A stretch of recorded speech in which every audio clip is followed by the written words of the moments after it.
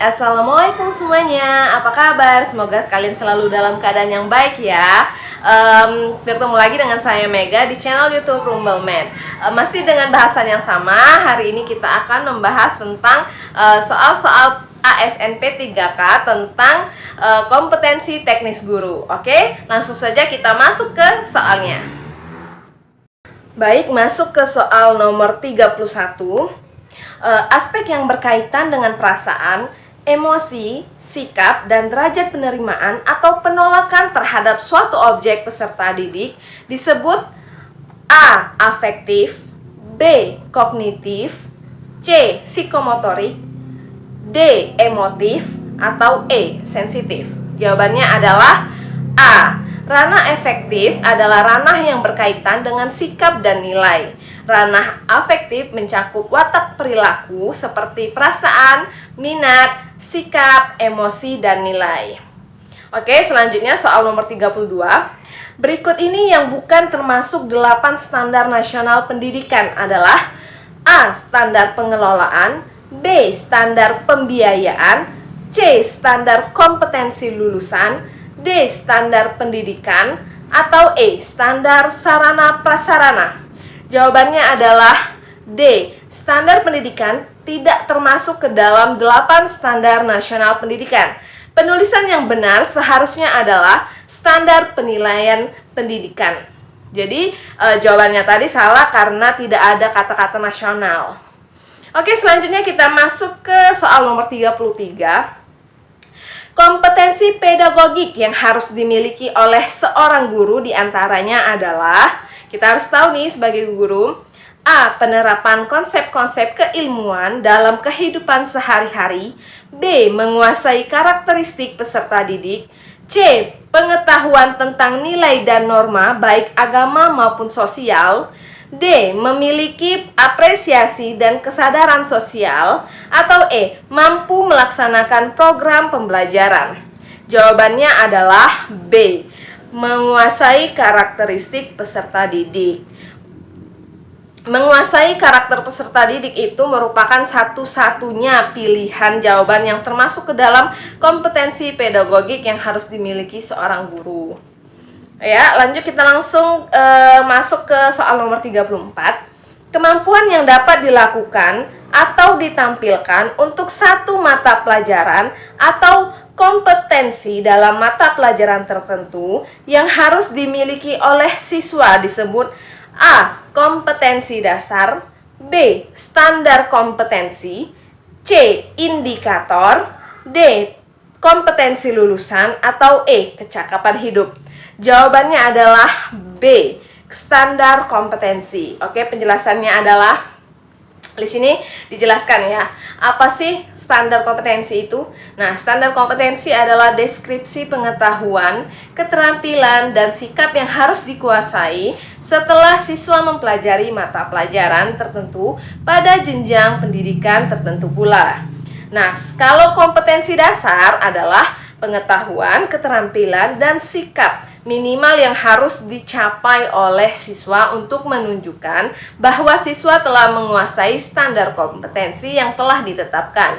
Nah, kompetensi dasar itu merupakan penjabaran dari standar kompetensi. Nah, dan indikator itu, sedangkan indikator itu adalah penanda pencapaian KD yang ditandai oleh perubahan perilaku yang dapat diukur yang mencakup sikap, pengetahuan, dan keterampilan ya. Jadi jawabannya B. Standar kompetensi. Oke, kita masuk ke soal nomor 35. Berikut ini adalah prinsip-prinsip dalam penyusunan RPP kecuali A. Memperhatikan perbedaan individu, B. Mendorong partisipasi aktif peserta didik, C. Memberikan umpan balik dan tindak lanjut, D. Menerapkan teknologi informasi dan komunikasi, atau E. Keterkaitan dan keterpaduan isi dengan silabus. Jawabannya adalah D. Menerapkan teknologi informasi dan komunikasi. Oke, penjelasannya adapun prinsip penyusunan RPP itu yang pertama adalah setiap RPP harus secara utuh memuat kompetensi dasar, sikap spiritual, sosial, pengetahuan, dan keterampilan. Nah, terus yang kedua, satu RPP dapat dilaksanakan dalam satu pertemuan atau lebih. Lalu memperhatikan perbedaan individu peserta didik. Selanjutnya berpusat pada peserta didik. Jadi RPP itu membahas semua tentang peserta didik. Yang selanjutnya berbasis konteks, berorientasi kekinian, mengembangkan kekinian belajar, lalu memberikan umpan balik tindak lanjut pembelajaran, dan yang terakhir memiliki keterkaitan dan keterpaduan antar kompetensi. Oke, lanjut kita ke soal 36. Undang-undang yang mengatur tentang sistem pendidikan nasional adalah A. Undang-Undang Republik Indonesia Nomor 9 Tahun 2003, B. Undang-Undang Republik Indonesia Nomor 11 Tahun 2003, C. Undang-Undang Republik Indonesia Nomor 20 Tahun 2003, D. Undang-Undang RI Nomor 14 Tahun 2003, atau E. Undang-Undang RI Nomor 25 Tahun 2003. Jawabannya adalah C ya. Undang-Undang Republik Indonesia Nomor 20 Tahun 2003. Yang berbunyi setiap warga negara berhak mendapat kesempatan meningkatkan pendidikan sepanjang hayat. Nah, setiap warga negara yang berusia 7 sampai dengan 15 tahun wajib mengikuti pendidikan dasar. Setiap warga negara bertanggung jawab terhadap keberlangsungan penyelenggaraan pendidikan. Jadi jawabannya C. Oke, lanjut soal nomor 37.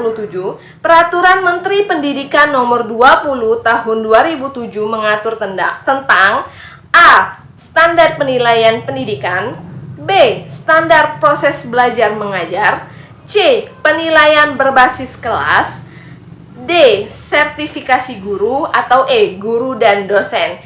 Jawabannya adalah A. Standar penilaian pendidikan. Peraturan Menteri Pendidikan Nasional Republik Indonesia Nomor 20 Tahun 2007 tentang standar penilaian pendidikan, penilaian hasil belajar peserta didik pada jenjang pendidikan dasar dan menengah dilaksanakan berdasarkan standar penilaian pendidikan yang berlaku secara nasional. Jadi jawabannya itu adalah A. Standar penilaian pendidikan. Oke, selanjutnya soal nomor 38. Kedudukan dosen sebagai tenaga profesional ditetapkan dalam A. Bab 2 Pasal 3 Undang-Undang Guru dan Dosen nomor 14 Tahun 2005, B. Bab 2 Pasal 3 Undang-Undang Guru dan Dosen nomor 14 Tahun 2005, C. Bab 2 Pasal 3 Undang-Undang Guru dan Dosen nomor 20 Tahun 2005, D. Bab 1 Pasal 2 Undang-Undang Guru dan Dosen nomor 14 Tahun 2005, atau E. Bab 1 Pasal 3 Undang-Undang Guru dan Dosen nomor 14 Tahun 2005. Jawabannya adalah A. Bab 2 Pasal 3 Undang-Undang Guru dan Dosen nomor 14 Tahun 2005. Karena undang-undang tersebut menjelaskan tentang kedudukan dosen. Dosen mempunyai kedudukan sebagai tenaga profesional pada jenjang pendidikan tinggi yang diangkat sesuai dengan peraturan perundang-undangan. Oke, selanjutnya nomor 39. Dalam menyusun butir soal penilaian, terdapat beberapa tahapan yang perlu diperhatikan.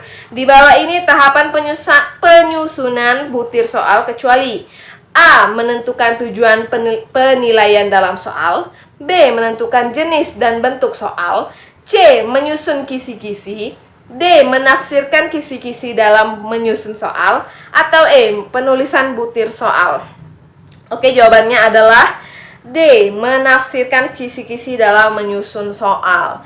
Nah, langkah-langkah penyusunan butir soal ini yaitu yang pertama, tentukan dulu tujuan tes. Yang kedua, tentukan kompetensi yang akan diuji. Yang ketiga, tentukan materi yang akan diuji. Yang keempat, tetapkan penyebaran butir soal berdasarkan kompetensi, materi, dan bentuk penilaiannya. E. Menyusun kisi-kisi. Selanjutnya, menafsirkan butir soal, lalu memvalidasi atau menelaah butir soal secara kualitatif. Selanjutnya, merakit soal menjadi perangkat tes. Dan selanjutnya lagi menyusun pedoman penskoran, menguji coba butir soal, dan menganalisis butir soal secara kuantitatif dari data empirik hasil uji coba. Dan yang terakhir adalah perbaikan soal berdasarkan hasil analisis. Jadi jawabannya adalah D. Menafsirkan kisi-kisi dalam menyusun soal, karena tidak terdapat dalam langkah-langkah penyusunan soal. Oke, yang terakhir soal nomor 40. Dalam pendidikan, siswa diharapkan dapat mengembangkan 4 kompetensi yang terintegrasi dalam kurikulum pendidikan. Mampu bekerja sama dan saling tolong-menolong antara sesama, termasuk kompetensi keberapa? A. KI 1, B. KI 2, C. KI 3, D. KI 4, atau E. KI 1 dan KI 2. Jawabannya adalah B. B ya, KI 2. Karena ada 4 kompetensi, yaitu pertama KI 1 membahas tentang spiritual, KI 2 membahas tentang sikap, KI 3 membahas tentang pengetahuan, dan KI 4 membahas tentang keterampilan. Pada soal masuk dalam kompetensi sikap. Ya, jadi jawabannya B. Baiklah teman-teman, mungkin sampai di sini dulu pembelajaran kita hari ini. Sekali lagi saya bukan expert. Kalau video ini bermanfaat, saya sangat bersyukur. Dan untuk membuat saya lebih semangat lagi, teman-teman silakan subscribe channel YouTube ini. Untuk yang sudah subscribe, saya ucapkan terima kasih banyak. Saya akhiri. Assalamualaikum warahmatullahi wabarakatuh.